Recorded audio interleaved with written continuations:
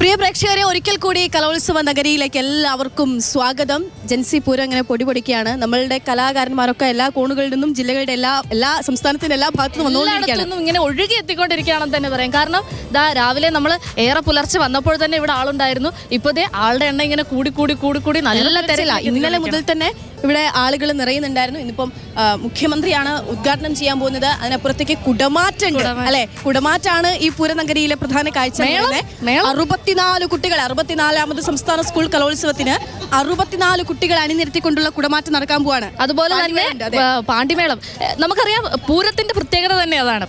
പലയിടത്തു നിന്നും വന്നിട്ടുള്ള കുട്ടികൾ ഇത് കണ്ടിട്ടുണ്ടാവണമെന്നില്ല. അപ്പോൾ കുട്ടികൾക്കൊരു പുതിയ അനുഭവം മാത്രമല്ല, അതിൽ ഇവിടെ എത്തുന്നത് വിദ്യാർത്ഥികളും അവരുടെ കൂടെയുള്ള അധ്യാപകരും മാതാപിതാക്കളും മാത്രമല്ല, ഈ നാട്ടുകാരും ഈ സമയം ആഘോഷമാണ് ഇവിടെ കലോത്സവം നമ്മുടെ നാട്ടിലേക്ക് വരിക എന്നുള്ള ആഘോഷമാണ്. അതുപോലെ സ്വർണ്ണക്കപ്പ് ഉണ്ടാക്കാൻ തുടങ്ങുന്നത് ഇതാ ഇവിടെ നിന്നാണ്. അങ്ങനെ കുറേ കാര്യങ്ങൾ ഇങ്ങനെ തൃശ്ശൂരിൽ ഈ കലോത്സവം എത്തുമ്പോൾ അത് ചരിത്രത്തിൽ അടയാളപ്പെടുത്തുന്നതാണ് ഉത്തരവാദിത്ത കലോത്സവം. നേരത്തെ മിനിസ്റ്റർ ഓരോ ഉത്തരവാദിത്വങ്ങളും സൂചിപ്പിച്ച ഒരു വിദ്യാർത്ഥിയുടെ ഉത്തരവാദിത്വങ്ങൾ. അപ്പോൾ ആ ഉത്തരവാദിത്വങ്ങളൊക്കെ നിറവേറ്റതാണ്. ഒപ്പം തന്നെ വലിയ കൊണ്ടാടുകയാണെന്ന് തന്നെ പറയാം. കഴിഞ്ഞ തവണത്തെ പോലെയല്ല, ഇത്തവണ അതിനേക്കാൾ ഗംഭീരം. ഓരോ തവണയും ഓർക്കേണ്ട ഒരു പ്രധാനപ്പെട്ട കാര്യം എന്താ അറിയോ? 1956 കേരള സംസ്ഥാനം രൂപീകൃതമാകുന്നു. 57 സംസ്ഥാന സ്കൂൾ കലോത്സവത്തിന് തുടക്കമാകുന്നു. 64ാം സംസ്ഥാന സ്കൂൾ കലോത്സവത്തിലേക്ക് നമ്മൾ എത്തി നിൽക്കുമ്പോൾ വെറും 400 കുട്ടികളിൽ നിന്നും തുടങ്ങിയിട്ടുള്ള ഒരു കലോത്സവം അതിന്ന് 15,000 കുട്ടികൾ വേദി പങ്കിടുന്ന ഏഷ്യയിലെ ഏറ്റവും വലിയ കലോത്സവമായി കലാമേളയായി മാറുന്നു എന്നുള്ളതാണ് നമ്മുടെ കലാമേളയുടെ ഭംഗി എന്ന് പറയുന്നത്. ഏഷ്യയിലെ ഏറ്റവും വലിയ ഉത്സവങ്ങളിലൊന്നായ തൃശ്ശൂർ പൂരം നടക്കുന്നത് തൃശ്ശൂരിന്റെ മണ്ണിലാണെങ്കിൽ, ഇതാ ഞങ്ങൾ നിൽക്കുന്ന ഈ റൗണ്ടിലാണെങ്കിൽ അതേയിടത്ത് തന്നെയാണ് എന്ത് കലാമേള, ഏഷ്യയിലെ ഏറ്റവും വലിയ കലാമേള. അത് ഒന്ന് ആലോചിച്ച് നോക്കൂ. ഇപ്പൊ മിനിസ്റ്റർ പറഞ്ഞിട്ട് പോയതുപോലെ ഈ പങ്കെടുക്കാനെത്തുന്ന കുട്ടികൾ മാത്രമല്ല, കാണാൻ വരുന്ന കാഴ്ചക്കാരുടെ എണ്ണം ഒരു ദിവസം 100,000-ൽ പരം ആൾക്കാരെ പ്രതീക്ഷിക്കുന്നുണ്ടെന്ന് പറഞ്ഞാൽ ഒന്ന് ആലോചിച്ച് നോക്കൂ, എത്ര വലിയ ഒരു ആഘോഷമാണ് ഇവിടെ നടക്കാൻ പോകുന്നത്. ഈ അടുത്ത 5 ദിവസം തൃശ്ശൂർ നഗരി എന്ന് പറയുന്നത് എല്ലാവരുടെയും ശ്രദ്ധ ഇങ്ങോട്ടായി മാറുകയാണ്. കേരളം മുഴുവൻ അല്ലെങ്കിൽ രാജ്യം മുഴുവൻ ഉറ്റുനോക്കാൻ പോകുന്ന ഒരു മേള എന്നൊക്കെ വേണമെങ്കിൽ പറയാം. കാരണം എല്ലാ അമ്മമാരും വീട്ടിലിരുന്ന് നമുക്കൊപ്പേ ഒരാളുണ്ട്, കളക്ടർ നമുക്കിപ്പോൾ ഇവിടെ റെഡി ആയിട്ടുണ്ട്. കളക്ടർ ഈ പറയുമ്പോൾ ഒരു ജൻസികളോടൊക്കെ ചേർന്ന് നിൽക്കുന്നത് നമ്മുടെ MS ലിഷോയി മാറി നിൽക്കുക. അതെന്താ എന്തുകൊണ്ട് മാറി നിൽക്കുന്നു? നിങ്ങളൊക്കെ കൂടി ഇവിടെ തകർക്കല്ലേ, അപ്പൊ പിന്നെ ഞാൻ മാറി നിന്ന് കാണാൻ ഇല്ല. നമുക്ക് ഇതിന്റെ അല്ലെ തൃശ്ശൂരാണ്, ലിഷോ ഇല്ലാതെ എന്ത് തൃശ്ശൂരാണ്. ഇത് ഞാൻ പ്രത്യേകം കാണുന്നതായിരിക്കും. അതെ അതെ. എങ്ങനെയുണ്ട് കലോത്സവം? എല്ലാം ഇങ്ങനെ ആഘോഷിക്കുകയാണ് അല്ലേ? കലോത്സവം അടിപൊളിയല്ലേ. ഇവിടെ ഓരോ ആഘോഷം കഴിയുമ്പോഴത്തേക്ക് അടുത്ത ആഘോഷങ്ങളാണ്. ഇത് സർപ്രൈസ് ആയിട്ട് വന്ന ആഘോഷമാണ്, നമ്മളെ ഷെഡ്യൂളിലില്ലാതെ പുതിയതായിട്ട് വന്ന ആഘോഷമാണ്. അപ്പൊ അതുകൊണ്ട് തന്നെ എക്സ്ട്രാ എനർജിയോട് കൂടിയിട്ടാണ് എല്ലാവരും ആഘോഷിക്കുന്നത്. പുലിക്കളിക്ക് വന്നപ്പോൾ ഞാൻ ചോദിച്ചു ആദ്യത്തെ പുലിക്കളിയല്ലേ എന്ന് ഞാൻ ചോദിച്ചു ഓർക്കുക. അത് കഴിഞ്ഞ് ഇവിടെ ഇതാ കലോത്സവം കിട്ടി. തൃശ്ശൂർ ഒരു പ്രത്യേകത പറഞ്ഞാൽ എല്ലാ ഉത്സവം എപ്പോഴും ഈശ്വരൻ ലൈവ് എടുക്കും ചോദിക്കുന്നത്, എല്ലാം ആഘോഷിക്കുന്ന മനുഷ്യന്മാരാണ്. അതെ അതെ. ഓരോ ഉത്സവം മഴേൻ്റെ സമയത്ത് മാത്രമാണ് കുറച്ച് ദിവസം ഒന്ന് ബ്രേക്ക് ഉണ്ട്. ആ സമയത്തും കുറച്ച് ഉത്സവം നടക്കുന്നുണ്ടാവും. പക്ഷെ മഴ കാരണം അത്രത്തോളം പറ്റാത്തതാണ്. അത് കഴിഞ്ഞാൽ കണ്ടിന്യൂസ് ആണ്. ഇത് കഴിഞ്ഞ് ഞങ്ങൾ പൂരത്തിലേക്ക് കിടക്കാണ്. സമയമായി കഴിഞ്ഞു അല്ലേ? എനിക്ക് വേറൊരു കാര്യം ചോദിക്കാനുണ്ട്. കുട്ടികളുടെ പ്രിയപ്പെട്ട കളക്ടർ ആരാന്ന് വെച്ചാൽ ഇപ്പോൾ കേരളത്തിൽ ഒരു ഉത്തരവ് ഉണ്ടാവും എനിക്ക് തോന്നി. കുട്ടികൾക്കൊപ്പം ചേർന്ന് നിൽക്കുക എങ്ങനെയാണ് ആ ഒരു വൈബ്? കലോത്സവം എങ്ങനെയായിരിക്കും അത് കൂട്ടാൻ? അല്ല, നമുക്ക് അവരോട് നിൽക്കുമ്പോഴത്തേക്ക് നമുക്ക് സന്തോഷമാണ്.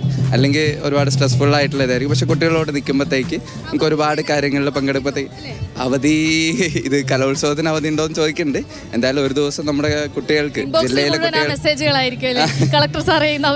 അല്ല നമ്മുടെ ജില്ലയിലെ കുട്ടികൾക്ക് ഒരു കളക്ടർ പേജ് ഫോളോ ചെയ്യണം. ഞാനൊരു ഫോളോവറാണ്, ഞാൻ എല്ലാ പോസ്റ്റ് ലൈക്ക് ചെയ്യുന്നതാണ്.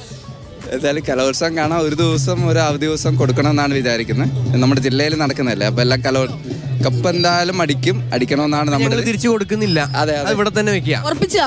കോഴിക്കോടുകാരാണ് 9 തവണ കപ്പ് വാങ്ങിയത്. അപ്പൊ എന്നോട് കോഴിക്കോട് ഇത് തൃശ്ശൂരാണ് നടക്കുന്നത്. തൃശ്ശൂരിന്റെ മണ്ണിൽ നിന്ന് ഞങ്ങൾ ഒരു കപ്പ് തിരിച്ചു കോഴിക്കോട് കപ്പ് കൊണ്ടുപോകുന്നതാണ്. ജില്ല കോട്ടയമാണ്. ഇത്തവണ നഷ്ടപ്പെട്ടു പോയിട്ടില്ലല്ലോ അല്ലേ? അല്ല, നമ്മൾ അങ്ങനെ പറയണം. നമ്മളിപ്പോ പുതിയ ഇറങ്ങുമ്പോഴത്തേക്ക് ഇത്തവണ വാങ്ങിക്കൂടാ. തിരുവനന്തപുരം എന്തെങ്കിലും ഐറ്റം ഇല്ല, കലോത്സവത്തിന് അങ്ങനെ ഐറ്റംസ് ഒന്നുമില്ല. രണ്ടുപേരും പാടും ഇല്ല. കവിത ഇല്ല, ഞാൻ അതാ പറഞ്ഞു, നമ്മള് പതുക്കെ ഓട്ടം, സ്പോർട്സ് അതുപോലത്തെ ഐറ്റംസ് ഒക്കെ ചെയ്തിട്ട് പാവം ഇങ്ങനെ ജീവിച്ചു പോകുന്നുണ്ട്. അതിന്റെ ഇടയ്ക്ക് പുഷപ്പ് എടുക്കാൻ പറഞ്ഞു അല്ലല്ല വേണ്ട, അതിന്റെ ഇടയ്ക്ക് പാടിയിട്ട് അടുത്ത ദിവസം അതിനുള്ള സൗകര്യം ഞാൻ ഇവിടെ ഉറപ്പായിട്ട് ഒരുക്കുന്നത്. ശരി, രണ്ടുപേര് പാടി തുടക്കം കുറിക്കാം. മിനിസ്റ്റർ വരെ പാടിയിട്ട് പോയി. സാറിന് രണ്ടുപേര് പാടാം. അല്ല, മിനിസ്റ്റർക്ക് പിന്നെ കലോത്സവത്തിലൊക്കെ പങ്കെടുക്കുന്നതാണ്. അല്ല, ഈ കലാമേഖലയായിട്ട് അത്ര ബന്ധമില്ല. കായിക താരങ്ങളെ കലോത്സവത്തില് കായിക താരമാണ്. അപ്പൊ അതുകൊണ്ട് തന്നെ കലോത്സവത്തില് നമ്മൾ കാഴ്ചക്കാരനാണ് എന്നാണ് പറയുന്നത്. ഓർഗനൈസിംഗ് ആണ്, നമ്മൾ പ്രോത്സാഹിപ്പിക്കാറുണ്ട്. അതാണ് കൂടുതലായിട്ട് ചെയ്യാറ്. അതെ അതെ. എല്ലാ വിധത്തിലുള്ള പിന്തുണയുമായിട്ട് കുട്ടികൾക്കൊപ്പം ഉണ്ടെന്നല്ലേ? അതെ അതെ, ഫുൾ ഉണ്ടാവും. ഈ 5 ദിവസം ഫുള്ളായിട്ടുണ്ടാവും. കഴിഞ്ഞ 2 ദിവസമായിട്ട് ഫുൾ ഇവിടെ തന്നെ ഉണ്ട്. ഇത് കാണുമ്പോൾ നമുക്ക് സന്തോഷം തന്നെയാണ്. ഈ മൈതാനം ഒന്നും കൂടെ പൂരത്തിൻ്റെ ഒരു ലഹരിയിലോട്ട് പോയിക്കൊണ്ടിരിക്കുകയാണ്. ഇത് പങ്കെടുക്കുന്ന എല്ലാ കുട്ടികൾക്കും എല്ലാവിധ ആശംസകളും. ഞാൻ പറഞ്ഞ അവധീൻ്റെ പറഞ്ഞപ്പോഴത്തേക്ക് നമ്മളിവിടെ തന്നെ ഒന്നും കൂടെ കപ്പ് കിട്ടിയിട്ട് ആ കപ്പിൻ്റെ ആഘോഷത്തിന് വേണ്ടിയിട്ട് ഒരു അവധിയും കൂടെ കൊടുക്കാമെന്ന് പറഞ്ഞിട്ടുണ്ട്. കപ്പ് വരാണെങ്കിൽ തൃശ്ശൂർക്കാരായ കുട്ടികളോട് നിങ്ങൾ മത്സരിക്കുമ്പോൾ അടിപൊളിയായി ശക്തമായി മത്സരിക്കണം. കപ്പ് കിട്ടിയിട്ട് വേണം ഞങ്ങൾക്കൊരു അവധി ആ കിട്ടാൻ. അവധി എല്ലാവർക്കും കിട്ടുന്ന അവധി കേട്ടോ. ഏത് ജില്ലയ്ക്ക് കപ്പ് കിട്ടിയാൽ അവർക്ക് അവധി. ഓ ശരി, ആയിക്കോട്ടെ, ശരി. ആഘോഷത്തിന് ശേഷമുള്ള ഒരു ഇടവേള അല്ലേ, ഒരു ചെറിയ അവധി, അത് നമ്മൾ റിക്വസ്റ്റ് ചെയ്യണം. പാവക്കുട്ടികൾ പോയി അവധി എടുക്കട്ടെ. ഓക്കെ, ശരി. എന്തായാലും എല്ലാവർക്കും ആശംസ. എങ്ങനെയുണ്ട് കലോത്സവം? കലോത്സവം വളരെ ഗംഭീരമാണ്. കാരണം തൃശ്ശൂരായിരിക്കുമ്പോൾ കലയുടെ ഒരു സാംസ്കാരിക നഗരമാണ്. അതിനോടൊപ്പം തന്നെ കലാപ്രവർത്തകരൊക്കെ തന്നെ എല്ലാ സമയങ്ങളിലും ഒത്തുകൂടുന്ന ഒരു സ്ഥലം കൂടിയാണ്. അപ്പോൾ അതുകൊണ്ട് തന്നെ ഒട്ടും മാറ്റു കുറയില്ല എന്ന് മാത്രമല്ല, കാഴ്ചക്കാരുടെ എണ്ണത്തിൽ ഒരു കുറവുണ്ടാവില്ല, അത് ഗ്യാരണ്ടിയാണ്. തൃശ്ശൂർക്കാർക്ക് മൊത്തം അതാ പറയാനുള്ളത്, കാഴ്ചക്ക് ഞങ്ങൾ ഉണ്ടെന്നുള്ളത്.